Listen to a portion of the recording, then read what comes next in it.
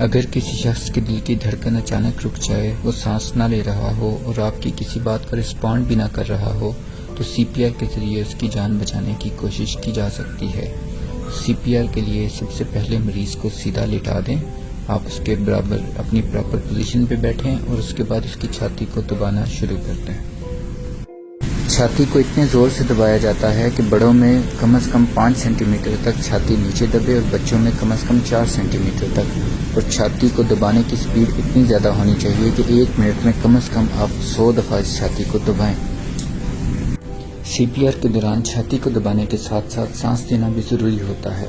उसका तरीकाकार ये होता है कि 30 दफ़ा छाती को दबाने के बाद 2 दफ़ा मुंह से सांस दिया जाए। सांस देने के दौरान छाती का उभार इस बात की अलामत होता है कि आप सांस ठीक तरीके से दे रहे हैं। याद रखें, मरीज की धड़कन रुकने के बाद सीपीआर का अमल फौरी तौर पर करना ज़रूरी होता है। अगर मरीज की धड़कन को रुके हुए कुछ देर गुजर चुकी हो तो फिर सीपीआर के अमल का फ़ायदा नहीं होता। सीपीआर के दौरान एक तो हम छाती को दबाकर जिस्म में खून के बहाव को कायम रखने की कोशिश करते हैं। उसके अलावा छाती को दबाने से फेफड़ों में से हवा खारिज होती है और उस जगह को फिल करने के लिए नई हवा फेफड़ों में दाखिल हो जाती है।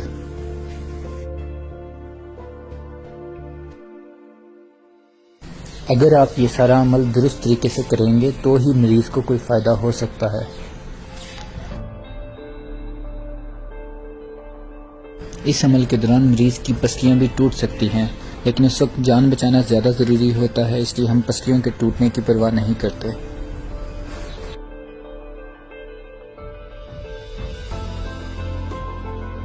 छाती को इतने ज़ोर से दबाना होता है कि छाती 2 से 2.5 इंच तक नीचे दबे।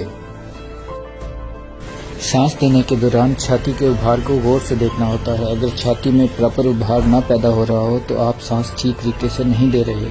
अगर उभार पेट में पैदा हो रहा हो तो इसका मतलब भी यही है कि आप सांस ठीक तरीके से नहीं दे रहे।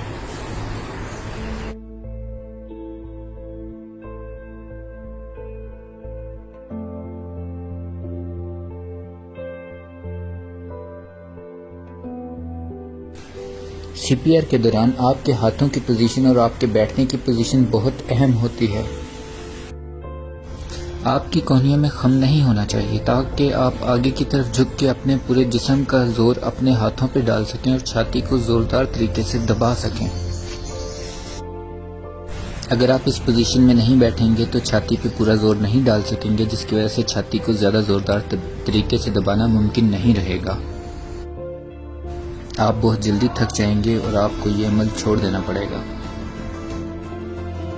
सांस लेते वक्त आपने हल्क की पोजीशन को ठीक करना है ताकि सांस दुरुस्त तरीके से फेफड़ों तक पहुंच सके।